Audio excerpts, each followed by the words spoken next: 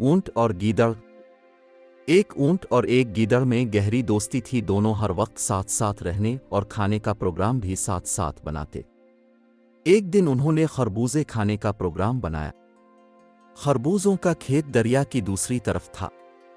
گیدڑ نے اونٹ سے کہا، دوست، تم تو دریا کے دوسرے کنارے پر پہنچ جاؤ گے، مگر میں کیسے جاؤں گا؟ اونٹ نے جواب دیا، فکر نہ کرو، میں تمہیں اپنی پیٹھ پر بٹھا کر دوسری طرف لے جاؤں گا۔ دونوں دوست ندی کی دوسری طرف پہنچ گئے اور خربوزے کھانے لگے۔ گیدڑ کا پیٹ چونکہ چھوٹا تھا، جلدی بھر گیا۔ اس نے کھیت کے کنارے بیٹھ کر چیخنا شروع کر دیا۔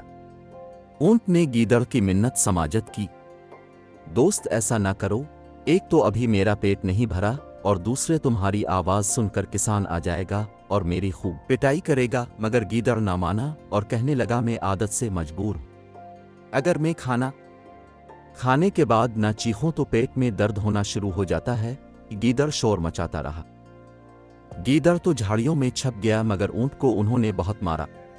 مار کھانے کے بعد جب اونٹ دریا کے کنارے پہنچا تو گیدڑ اس کا انتظار کر رہا تھا۔ گیدڑ پھر اونٹ کی پیٹھ پر سوار ہو گیا۔ جیسے ہی وہ دریا کے درمیان پہنچے، اونٹ نے پانی میں غوطہ لگانا چاہا۔ گیدڑ نے کہا، دوست یہ کیا کرتے ہو، میں ڈوب جاؤں گا، خدا کے لیے ایسا نہ کرو۔ اونٹ نے جواب دیا، کھانا کھانے کے بعد اگر میں نہ نہاؤں تو پیٹ میں شدید درد ہونے لگتا ہے۔ یہ کہہ کر اس نے غوطہ لگایا۔ گیدڑ تیز لہروں میں بہہ گیا اور چند غوطے کھانے کے بعد ڈوب گیا۔ دوستو، کبھی کبھی سزا کے طور پر بدلہ بھی لے لینا چاہیے تاکہ آئندہ ایسا نہ ہو، لیکن بہتر یہی ہے کہ جو ہم سے برا سلوک کرے ہم اس سے اچھے طور پر پیش آئیں۔ اس طرح اللہ دوسروں کے دلوں میں ہماری محبت ڈال دیں گے۔